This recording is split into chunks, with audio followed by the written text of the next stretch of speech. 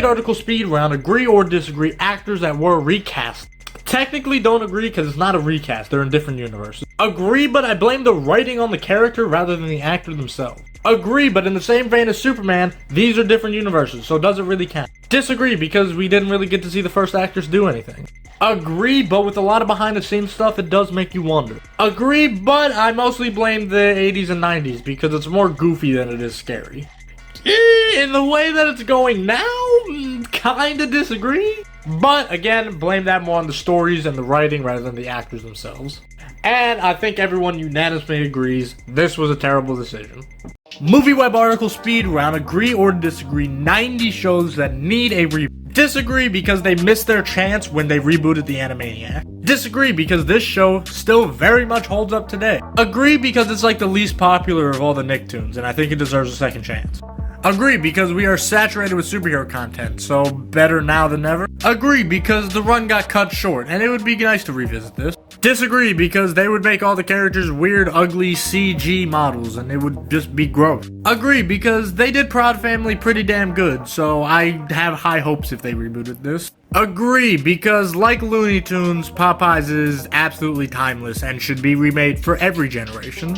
Disagree because please don't, it's perfectly fine the way it is, don't touch Courage. Disagree for the same reason that I don't touch Courage, it's perfectly fine the way it is, you're gonna ruin it, don't touch it, leave it alone. This a comment and let me know what 4 books are on your Mount Rushmore of comics. Speed round, and B's Mount Rushmore of comics. Starting with some honorable mentions, we're gonna go Watchmen for being absolutely timeless. The first few issues of Fantastic Four due to all the behind the scenes stuff, which is why the cover looks like this. All-Star Superman for being able to humanize Superman of all people. Blackest Night because I love this story. And Flashpoint because it does a lot of the same things that the first pick actually does, but the first pick just does it better. That first pick being Crisis on Infinite Earths, not only did it kill off a lot of the main characters and change comics completely, but it still is very important and very relevant to DC Comics today. Second, I'm going to pick Action Comics #1 because it is the first superhero comic book ever, and it's extremely important. It's the George Washington of comic books. Third is Spawn because of its real-life prevalencies on comic books in the real world, causing them to be more gratuitous and definitely more adult-oriented. And Amazing Fantasies #15 because not only did it give us Spider-Man, but it was one of Stan Lee's biggest risks. And make sure you guys watch the other videos for more in-depth reasonings on all my choices.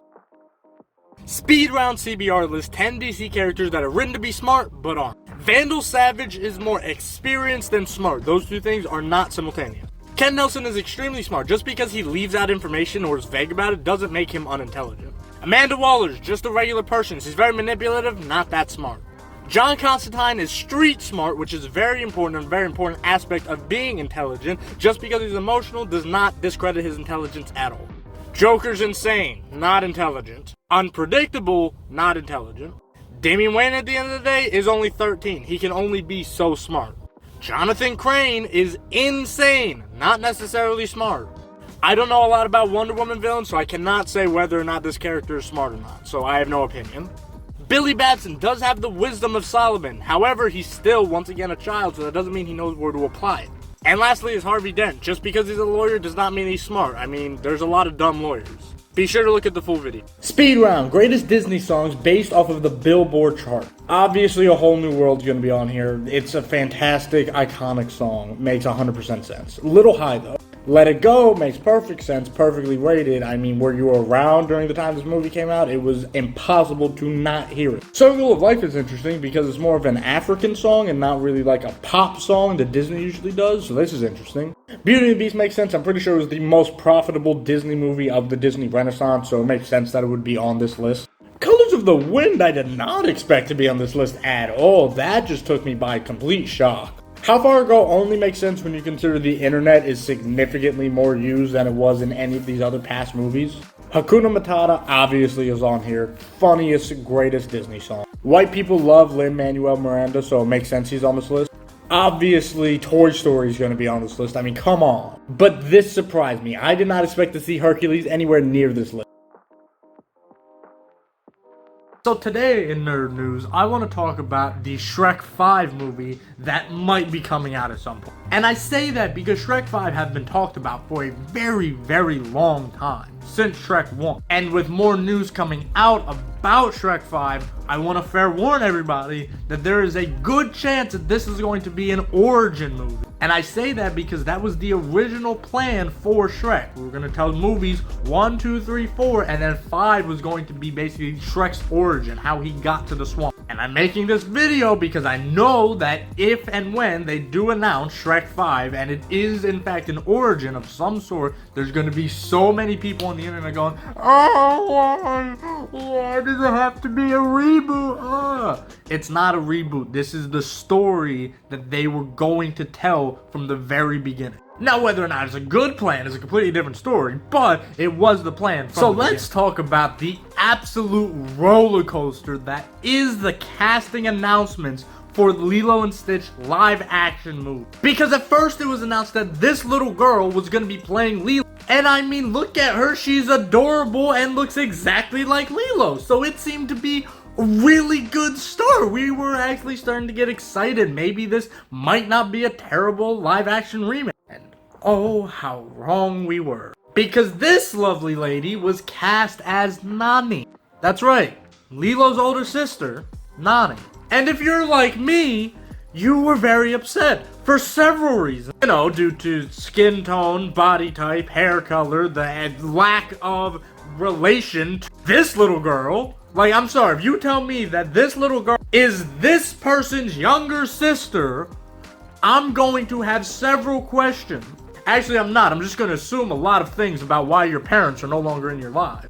But of course, as many people were getting upset at the obvious there were a lot of people pointing out that Little Mermaid is getting a live-action reboot and is being played by a black girl, Halle Bailey. And, you know, a lot of people were arguing during that time about, oh, it doesn't matter about the race and the color and the blah, blah, blah, blah, blah. Why are you complaining?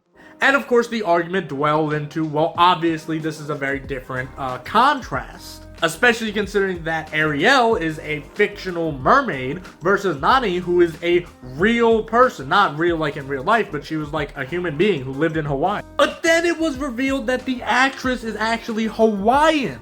And so it doesn't really matter, because why would you complain about representation when the representation is correct? There's many forms of Hawaiian. But then it was revealed that she's actually a very different kind of Hawaiian native. Because there are multiple different types of Hawaiian. There are the native Hawaiians, the islanders that have lived there for generations, and then there are the people that came from America and are now born in Hawaii. But then it just created a back and forth discourse of why does it matter? I mean, technically she is Hawaiian, and as far as I'm aware, we don't know if Nani is a native Hawaiian or Hawaiian native or whatever. We just know she lives on the island of Hawaii. But of course, many people wanted the proper representation, so many people had that very important question. Does this count as representation? Because technically, she's Hawaiian.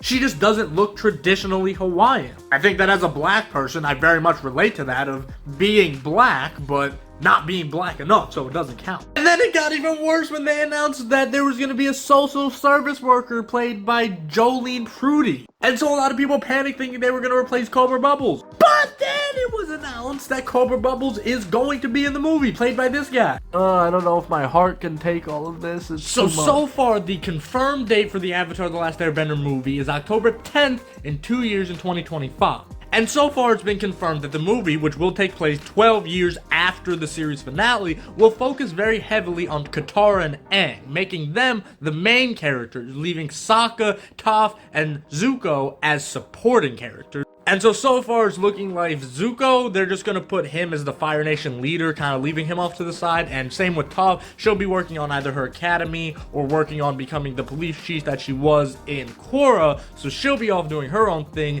Sokka will probably be leader of the Water Tribe. So it's not really looking like they're going to have much in this movie, which is making a lot of people very upset. And honestly, I would probably agree due to the fact that the movie, which is supposed to be about the adult gang, is not much of the gang if half the gang's off doing their own thing. I'm still excited though. I'm gonna see it. What about you guys? What do you think?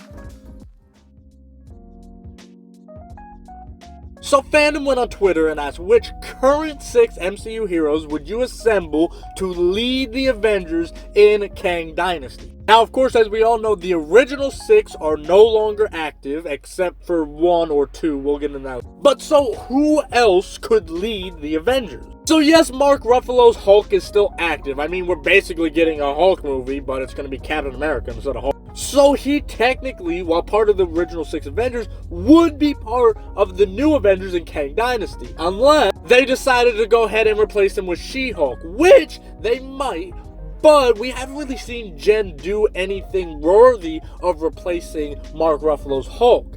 However, again, Mark Ruffalo's Hulk has been really watered down, so maybe Jen is equally, if not more powerful than what we're seeing. So it could be a toss-up between the two, depending on the storylines they go. Now, of course, without question, we're gonna have Anthony Mackie Captain America. I mean, he's Captain America. Of course he's gonna be part of the 6. And when it comes to Ant-Man and Wasp or White Vision, I don't really care too much about either. I mean, White Vision's basically just regular Vision, but he's white. And Ant-Man, I mean, he's Ant-Man. So, like, it could be a toss-up between the two. Doesn't really matter. Spider-Man, on the other hand, I don't think should be part of the 6 Avengers. And I know a lot of people are going to get mad at that. But Spider-Man has always worked better as his own hero while slowly interacting with other characters. With that being said, I do think that he should be the leader of the Young Avengers due to the fact that he is the youngest of the older superheroes. And he worked with the actual Avengers. And with, the whole No Way Home situation, it would be great for him to show his mentorship ability. And I would put Riri Williams on this team of Young Avengers, along with Kate Bishop and Cassie Lang, not part of the main Avengers. For similar reasons, I would also take Daredevil out. He works better as a ground hero, not as Avenger. He works better fighting on the streets of New York. And Namor he's supposed to be a bad guy. He shouldn't be part of the Avengers. Doctor Strange could easily go on the Avengers. That works. Makes perfect sense. He's super powerful. He's been part of the Avengers in the background, kind of a secondary Avenger. So, of course, he can get pushed to the front line. Similarly, War Machine can get pushed to the front line. He's been in the background as a secondary Avenger. We need an Iron Man kind of character. So, push War Machine to the front and make him a main event. Carol Danvers, too cosmic. Don't put her as part of the Avengers. Same with Cersei here and all of the Eternals. Don't put them part of the Avengers. Shuri here could go multiple ways because Black Panther is a main Avenger in comics very often, but also works better kind of in Wakanda doing her own thing. So that could be a toss-up. I could see her being part of the Avengers. I could also see why she wouldn't be. Moon Knight sucks. Hopefully he'll be redeemed in season 2. And Monica here, we'll wait to see what she does in the Marvels before we give her an official role. Go ahead to the comments and tell me who you think should be the main 6 Avengers, and tell me if I missed anybody. Alright, so I saw another one of these, and again, I feel like the answer is pretty obvious. If you're planning to get rid of Avatar, I don't know what your problems are, but please seek a therapist. One of the most fire cartoons of all time. And if you said Ben 10, just dig yourself a grave because therapy is not going to help you. This is probably, in my opinion, the most fire show of all time. So it really just comes down to Danny Phantom or Teen Titans. And I've kind of talked about this previously, but my biggest problem with Teen Titans is that it didn't get a proper ending, specifically Starfire not getting a season. Because every season focused on a different character. They went through a different story. Season 1 was Robin, Season 2 was Terra, Season 3 was the Beast Boy, then Raven, then Cyber. Season 6 was supposed to be the finale and end with Starfire story, which obviously we did not get. But we still had a story. And I think Danny Phantom is hilarious. But I think that if Danny Phantom went into more detail about everything, it would have been way better. Stitch this a comment and let me know what 4 books are on your Mount Rushmore of comics. So, this really took me some time to think about. I mean, there's a lot of comics. And I'll start by giving off some honorable mentions. One being The Watchmen for its timeless classic story that needs to stop being adapted into other forms of media because it doesn't work. All-Star Superman for its really humanizing and, concept of Superman. Blackest Night, just because I personally love the story. But also, it really brought back a lot of characters that had already died in the DC universe. And Fantastic Four numbers 1 to 3, those first 4 issues, because they were printed by DC Comics. So at the time, as you can see in this image, no one was really allowed to wear costumes because DC Comics wouldn't really print any superhero comics that Marvel was making. So they had to try to change it, making them look like they were monsters or aliens or horror stories or something. And it being Marvel's first family, Marvel's real first superhero team, giving the whole family dynamic. I mean, this was a very close pick. But up first on the Mount Rushmore of comics, in my opinion, you gotta put Action Comics #1. This is the George Washington of comic books. This is the first superhero comic book. This has Superman in it. Most important, George Washington. Very, very important. Up next, I was gonna put Flashpoint on here, but I thought about it a little more. And this is definitely an honorable mention, because it does a lot of the same things, but Crisis on Infinite Earths does everything but better. Because similarly, it changed everything we know about the multiverse. It changed all of DC Comics for a very long time, but they also actually killed people. I mean, Barry Allen did not return to comics for a very long time. He was replaced by Wally West for years. Wally West, because of this issue, has been the Flash longer than Barry Allen has. And like I said, it changed the entirety of the multiverse in DC Comics, so this is very important. Up next, I'm going to go with the first volume or so of Spawn comics. And I'm going to use Spawn 5 as a great example. Because Spawn was made because a bunch of writers from both Marvel and DC came together and made Image Comics because they didn't like how they were being treated. On top of that, they basically did not care about the Comics Code at all. To the fact that within the first 5 issues, Spawn had killed, I can't even say it because TikTok will ban me. And so it was just really important, not only in the real world sense, but also just in the comic book sense of Spawn being very, very violent and sort of, you know, producing these more violent and more adult themed comic books. And lastly, I'm going to put Amazing Fantasies, the final issue, number 15, because Spider-Man. Not only is Spider-Man the most popular character of Marvel Comics, but Stan Lee has admitted he took a risk. He decided to just throw Spider-Man in here because it was the last issue of Amazing Fantasies, and he decided, well, they can't fire me. It's the last issue. Who cares? And it worked out for him. What are your guys' thoughts? Tell me in the comments. Okay, so of course I've seen this on the internet, and obviously I had to answer. And really, this is not that difficult of a question. I mean, not only is this show hilarious and deals with very serious topics about family and separation of parents and stuff like that, but it also has a fantastically diverse cast that does not feel forced at all. Similarly, Raven dealing with issues like racism in a Disney show and having a fantastic cast and appealing to both boys and girls despite the lead being a female. And Wizards, I mean, still having jokes that I am just realizing today that are hilarious, and it's got 2 solid movies, and it's got Selena Gomez. I'm sorry, but Hannah's gotta be the one to go. I mean, yes, the show had some absolute bangers, and it was funny. It dealt with very serious issues such as health concerns and loss of a parent, but I feel like Hannah started to slowly decline throughout the years, while the other 3 shows were able to keep their quality throughout all of their seasons.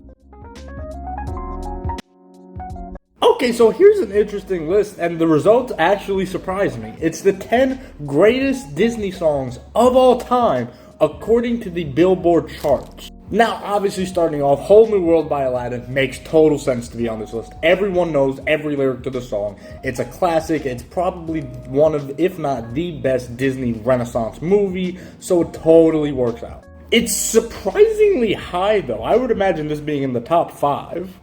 Up next is Let It Go from Frozen. This makes total sense. I mean, for that small period of time, you couldn't walk down the street for half a second before somebody either sung it, referenced it, you heard it on the radio, you heard it in your local grocery store sound system. It was obnoxious, and it makes 100% sense that this is on this list. Circle of Life is a little surprising because I wouldn't imagine people actively listening to it, but it is one of the most iconic Disney songs ever, probably the most iconic Disney opening of all time. So it makes sense for it to be on this list. I just don't imagine people actually listening to it while they do stuff, but I mean, it does have that very African descent, and Africa's a big country, so maybe they listen to it down there, I don't know. Beauty and the Beast, of course, also makes sense. I'm pretty sure it was the most popular animated Disney movie from the Disney Renaissance, so it makes sense. Again, everybody knows Beauty and the Beast song. It's beautiful, it's classic, it's fantastic. Now, this really surprised me. Colors of the Wind being on this list, I didn't expect at all. Maybe it's just because I'm not a big Pocahontas fan. I don't know. It did end up winning, as it says above me, Academy Award, so that makes sense. But still, I'm surprised this is on this list at all. How Far I'll Go from Moana is in the top 5 spot.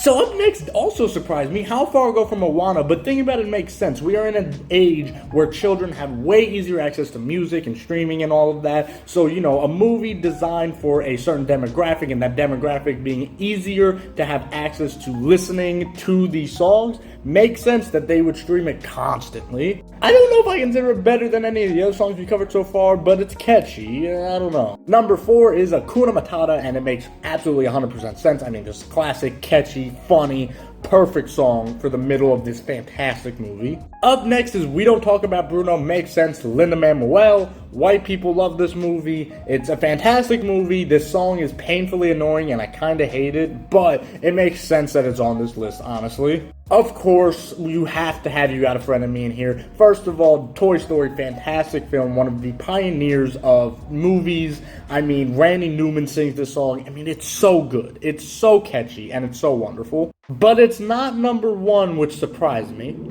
Go the Distance from Hercules? Legitimately, completely blindsided by this. This is a fantastic song, totally underrated. Obviously not, though. Absolutely surprising. So here's an interesting list from CBR, 10 MCU projects that are filler and thus you can skip them. So I'm going to go through this list and decide if these are actually truly skippable movies or whether or not you should watch them. So right off the bat, it's already a disagreement between me and CBR because I do understand the skippability of The Incredible Hulk. However, I personally don't think you should skip it because it's a really good movie. To this day, I really don't know why it didn't get as popular as the rest of these movies, because personally, I would say that this movie is better than the first 4 movies. And technically, I will agree halfway that it is a filler because they do replace Edward Norton with Mark Ruffalo. They change pretty much the whole cast. They don't really reference the Hulk ever in the MCU, really, when you think about it. So I understand the skippability. But if you are starting the MCU from fresh, I would not skip it. I love this movie. Next up, they say Iron Man 3, and I'm going to agree with them on this because, for one, I haven't seen Iron Man 3. I've seen, like, bits and pieces, but I haven't, like, collectively sat down and watched the movie. So I would say it's very skippable in terms of everything. Plus, as it says here, they do the Mandarin twist, and it's the real Mandarin, but he ends up not being the real Mandarin, and then the real Mandarin isn't the real Mandarin, and it's very confusing. And then they just completely regate all of that in Shang-Chi and Legend of the Ten Rings. So, yeah, not super important to the overall MCU. Especially when you consider Iron Man's story arc, it's really 1, 2, Avengers, and then Infinity War and Endgame. Infinity War and Endgame are his end. Avengers is kind of like in the middle where you kind of get a hint, but it's not really. And then Iron Man 2 really talks about his PTSD a lot. And of course, Iron Man 1 is his origin. Iron Man 3 doesn't really do anything great for Tony's character. Next, they say Guardians of the Galaxy Volume 2. And after watching Guardians 3, yeah. Now, it does go into Star-Lord's background and where he comes from and stuff, so if you aren't interested in that, then yeah, you do have to watch Guardians 2, but it doesn't really come back, even in 3 and Endgame and all of that. The most important thing for Guardians 2 actually does have Yondu's death, and to me, that is one of the best MCU scenes, so purely for that scene, I would say don't skip it, but overall, yeah, you could kind of skip this one. And of course, Black Widow. I haven't seen Black Widow yet. I do plan to eventually, just because Yelena seems like an important character, but she hasn't been so far, so not really. And as it says here in the article, Black Widow should have came out way earlier, back in Phase 2, so doesn't make a lot of sense. And lastly for today, they talked about Hawkeye. Now again, I haven't seen Hawkeye yet, and I don't know how important it's going to be to the overall MCU, so I'm not going to say whether or not it is, because it could definitely come back. But it does look like Jeremy Renner's out of commission, so if you want to see what could potentially be his last performance in the MCU, I would check out Hawkeye. And I would check out my account so you can see part 2 where I'll go over the top 5 answers for this, and you can see other content just like this.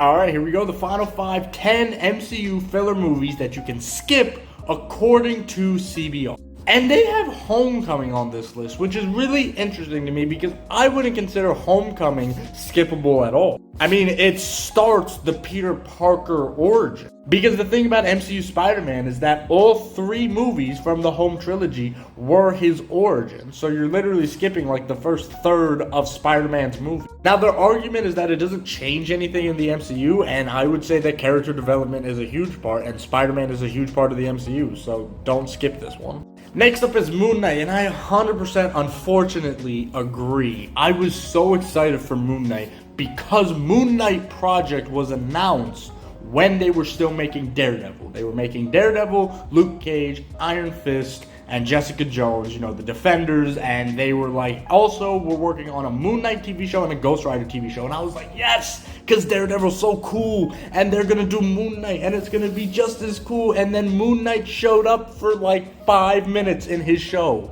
This was the biggest disappointment personally in the entire MCU for me. I really hope that they make a season 2 and that Moon Knight is way more prominent and it's just a better show. Next up, they have Attorney at Law, She-Hulk show, and I haven't watched She-Hulk yet, so I'm not going to put in my 2 cents, except for the fact that I will, in the sense that it doesn't seem to be doing anything in the overall MCU. However, from what I've seen, there is a lot of talk about Bruce Banner's character development and what he could be turning into, and a lot of foreshadowing from She-Hulk into what could be like a Worldbreaker Hulk situation, which would be awesome. And so if they do that, obviously She-Hulk is important. But if not, Next up is Guardians Holiday Special, and honestly, this is the most obvious of all of them. This is literally what it is. It is a holiday special. It is the definition of filler. It has nothing to do, it's just a fun little thing that you can put on during Christmas. And the only thing that is kind of important is that they do introduce a new character that does appear in Guardians 3. However, you can just kind of like not know where the character comes from, and it doesn't affect anything in Guardians 3. So, and lastly, the Inhumans, which I am 90% sure was written out of continuity. I don't think the Inhumans is in the MCU at all anymore because it was so bad. And let's be honest, they only did the Inhumans because they couldn't get the rights to X-Men at the time. So they were like, well, what's the closest thing to X-Men? The Inhumans. And then they did that, and then it sucked. So, 100% skippable. I don't even think this is part of the MCU anymore, so yeah. And this is the part where I plug in my own account. Please follow me and tell me what you guys would consider a skippable MCU movie, either TV show project or... Okay, so here's an interesting list. 10 DC characters that are written to be smart, but they're not. Now, this is a CBR list, so this probably is going to be terrible. First up, they have Vandal Savage. Now, Vandal Savage isn't necessarily supposed to be as smart as he is just really old. Like, the thing is, if you live forever, you're not gonna remember every single thing. You're gonna remember big important events, but you're not gonna be able to remember little details. So you wouldn't be as smart as you are experienced, which are two different things. Here's an interesting list. 10 DC characters that are written to be smart, but aren't. Now, this is a CBR list, so we're going to take their picks with a grain of salt, but I'm going to go through and I'm going to explain their reasonings as to why I understand why they put them on this list, and then I'm just going to say if I agree or disagree. So up first on this list, we have Vandal Savage. Now, I think the problem is they're confusing intelligence with experience, because Vandal Savage is a very experienced character. He's lived for a long time, many different lives, etc., but that doesn't mean he's smart. That just means he existed for a really long time. Just because you're immortal and have been around for a while, you could forget things really easy, especially if you have hundreds of years worth of memories. I barely remember what I had for breakfast. You think that he's gonna remember? I mean, maybe, but I really doubt he's gonna remember, you know, everything that's ever happened to him. So next up was Dr. Fate, and the ability to consider him a not smart character is really weird. Their reasoning was that he often misleads the Justice League. Sometimes he gets information wrong. Sometimes he just doesn't give the League or the people he's working with information. And I mean, that doesn't necessarily make him unintelligent. That just means he doesn't want to tell you everything. Especially when you start getting into, you know, how the order works and stuff like that. It makes sense that he's not going to tell you every detail of every plan that you have. He's not like Doctor Strange where he can see into all the different timelines, you know. Next, they put Amanda Waller, and I would not put her on this list. I mean, yes, she's, I guess, tactically smart. I mean, she has a lot of plans and schemes and whatnot, but she's not really like an intelligent character. I mean, at the end of the day, she's just a regular person. She's not really considered an intelligent person. She's just a fancy government official, really. And this is when the list goes off the rails. The Joker is definitely not one of the smartest characters. I mean, he is intelligent in his own sense, but he's also just kind of kooky. He does whatever he wants. He's not really a smart character. I mean, he has shown to be intelligent, and Batman has even come to him for help in certain positions, but, like, he's not one of the smarter characters, so no. He's just so chaotic that it takes Batman a little bit of time to figure out exactly what he's thinking. And be sure to follow me so you can see the top 5 characters that they put on this list in part 2. Okay, here we go. Part 2 of the CBR list, 10 DC characters that are written to be smart, but aren't. Now, in the top 5 spot, they have Damian Wayne. And I think that they kind of contradicted themselves in their own article. They literally says right here, Damian Wayne thinks he knows it all. That is his character. Damian Wayne is a child. He has to learn things. He's not written to be smart. He's written to be a character that's learning.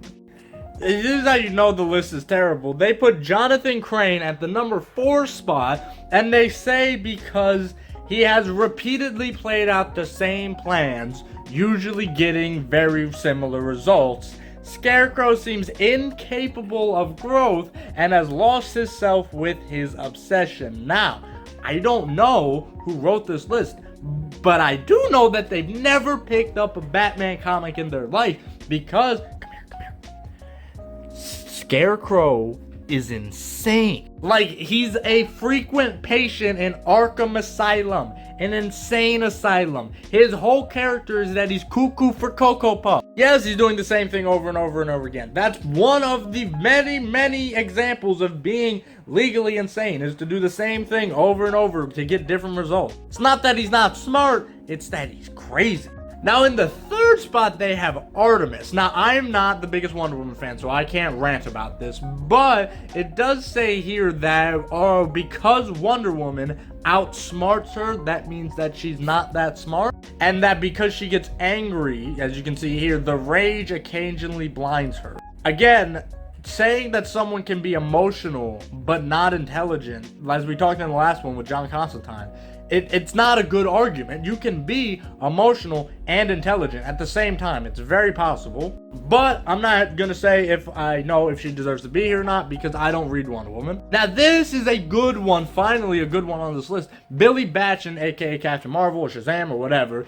And that is because one of his things is wisdom. He has the power. He has the wisdom of Solomon. That's one of his things. But in the same sense of Damian Wayne, he's also a child, so that's a good balance. Yes, he's written to be smart because he has the wisdom of Solomon, but because he's a kid, it kind of contradicts itself. Wisdom does not equal maturity. And the last one on this list is just terrible. Harvey Dent being written as smart? Again, he's insane. Just because he was a lawyer does not mean he's written smart. He's written to have essentially lost all of that intelligence because of his obsession with his coin. That's literally the opposite of his character. Please pick up a Batman book. Go ahead and follow me for more terrible lists like this one. Okay, so here's an interesting list. 10 forgotten 90s shows that need a reboot. Now, when I do this list, I'm going to be very specific on whether or not I disagree by the title of this, which says need a reboot. Whether or not the reboot is necessary for the show to be relevant again. Because again, it says forgotten 90s shows. And up first, they have Pinky and the Brain. Now, I will say Pinky and the Brain is not as popular anymore, and I could definitely consider a reboot for it. However, they did recently reboot the Animaniacs, and Pinky and the Brain was a segment in the Animaniacs. So I feel like if they were going to do a reboot for it, they would have done it then and not now. Hey Arnold is up next, and I 100% disagree. I think it's still relevant today, and I think it still holds up today, and I 100% disagree with this. The Wild Thornberrys, on the other hand, I could totally see a reboot for it. I don't think that it was as relevant as Hey Arnold, but I think that the comedy and the concept is still there, and I could totally get behind a reboot on this show. Up next, another show that I agree with rebooting is Freakazoid. I mean, we are in an oversaturation of superhero content right now, so it makes total sense that they would reboot a show about a superhero, especially one that wasn't super popular. I mean, it was super popular back then, but there's not much content that is Freakazoid in the modern day. It doesn't, have the relevancy that something like Hey Arnold is. Up next, another one that I do agree with is Gargoyles, because Gargoyles is a 90s gem, and I feel like Disney being, what they are right now, would totally make sense if they were just like, yeah, pull that one out of the vault, we can remake it. And Gargoyles did get cut short in the 90s, so it would be cool to see this in the modern day. Up next, they said Dragon Tales, and I'm not sure if I agree with this. I personally love Dragon Tales. I think it still holds up. I don't know if it has that much relevancy anymore, but I don't want them to reboot it due to the fact that they would do the CG, like 3D characters, and I think all of these characters would look 10 times uglier if they were CG. Up next is Disney's Recess, and with the recent reboot of Proud Family, and that seems to be going really well. They seem to be doing very good, and from everything I've seen, it's not a bad reboot. I could 100% get behind a Disney Plus series rebooting Recess, seeing the characters either, in the 6th grade or in high school, or just a reboot of the show in general. I think it would go very well. Popeye, I could definitely get behind a Popeye cartoon because Popeye is timeless and, sort of in the similar sense of Looney Tunes, a constant reboot and a remake of these classic tales. I could totally get behind all the time, anytime. Plus, it might even give us that chance to get that Illumination movie we never got. Up next is Courage. Please don't reboot Courage. Courage is fine the way that it is, and it holds up today, and it's still relevant. Please don't reboot Courage. Please, please, please. And finally is Dexter's Laboratory, and I have the same feelings of Dexter's Laboratory as I do to Courage. Please don't reboot it. It's still relevant today. Please, please, please leave it alone. Please, it's perfectly fine the way that it is. Don't reboot it. There's no need. Okay, so here's an interesting list. 12 times that movies recast actors and it worked, and 8 times that it didn't. Now, I agree with some of these. I don't agree with all of these, though. So first up, we have Henry Cavill replacing Brandon Routh, and I'm already not sure if I agree with this entirely due to the fact that Brandon Routh technically wasn't in the same universe as Henry Cavill. I mean, yeah, they're playing the same character, but if you wanted this list to be more accurate, we would say Brandon Routh replacing Christopher Reeves, because that's who it was. Brandon Routh movie is a continuation of the Christopher Reeves movie versus Henry Cavill, which was a complete reboot. So I don't really know. I mean, I like both portrayals equally for the different things that they represent. Henry Cavill's Man of Steel was more dark, more dreary, more realistic, if anything, versus Brandon Routh, which still had that very cartoonish, I mean, you can see by the costume, it was very cartoonish style of Superman that the Christopher Reeves movies had. So, I don't know. Now this one, I think pretty much everyone agrees, replacing Katie Holmes with Maggie Gyllenhaal. That's nothing to do with Maggie Gyllenhaal or her performance or anything, but Katie Holmes just worked better. It felt like they had better chemistry. Plus, I think that with the whole Dark Knight thing, one of the biggest flaws with the Dark Knight is the relationship that Bruce had with Rachel. It was just really bad and really simpy, which it wasn't when, Katie Holmes was playing Rachel, which I don't think that was necessarily the actor's fault. I think that was just more writing and story. But when you look at the relationships, Katie Holmes' relationship with Christian Bale just made more sense, even though they were the same character. It just worked better. Which again, I don't think that was necessarily the actor's fault, but it kind of falls on the actors just because those are the faces that we see. And up next, this one kind of falls under the same thing that I was saying with the Brandon Routh Henry Cavill thing. These are different universes. They're different characters. They're not playing the same. It's not replacing the actor like it was in The Dark Knight. These are two separate movies, separate universes. So does it count as a recast? Not really. But obviously, Joaquin Phoenix did a fantastic job. And Jared Leto's Joker, I don't mind Jared Leto's Joker. I just think he had a terrible script, and I don't blame him.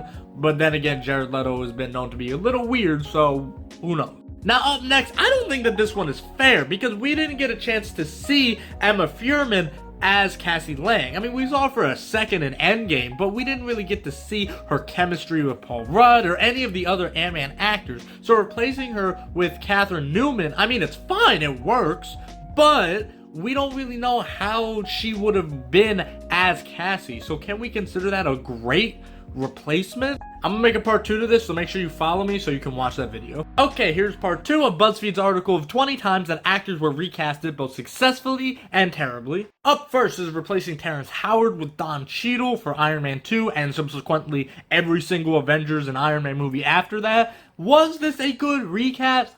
Yes, I do like Don Cheadle in the role of War Machine. I do think that Terrence Howard looks a little bit better, like he just looks bigger, it makes more sense for him to be War Machine. But I like Don Cheadle's personality a lot better, and I think that, with all the behind-the-scenes stuff, I think that this worked out for the best. Replacing Tim Curry with Bill Skarsgård, that to me makes sense simply because Bill's portrayal was significantly more terrifying and creepy compared to Tim Curry. Tim Curry was more laughable in the same way, you know, you watch the old 80s movies like Nightmare on Elm Street. They're not as scary, they're more goofy, and I feel like Tim Curry did a good job at that. But when you're updating it for modern audiences and modern horror, you definitely need somebody like Bill who can just be really, like, a really menacing presence.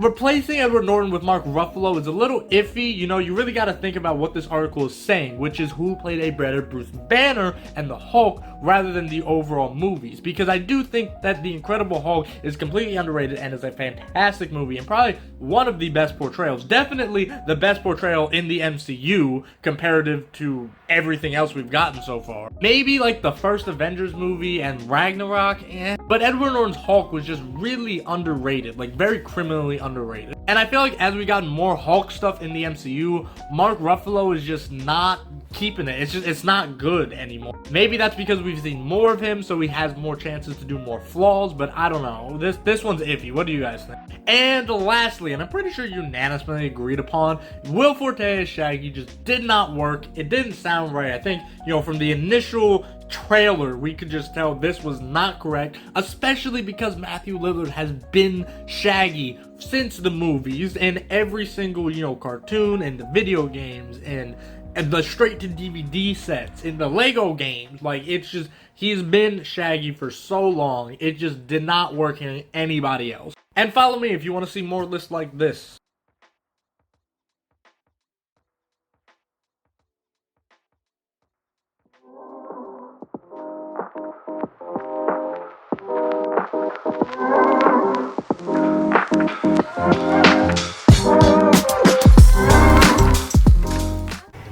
Thank you guys so much for watching this particular video. As you can see, the questions are right here on screen, and as you can see, all of my socials are up top. You can follow me on either Instagram, Twitter, both of the TikToks, or the Discord, which are all linked in the description down below. Go ahead and DM me any one or all of the questions, and you will of course get your cash prize as long as you follow me and make sure you get the question correct. And be sure to subscribe here so you can get more content just like this, but also follow me on the TikToks because as you can tell, this is a June compilation and we're seeing this all the way in September, so make sure you go follow me on the TikToks. But follow me on here as well for gaming videos and other fun stuff that I like to do. And as always, my name is Dion, but you can call me Isby, and I'm out.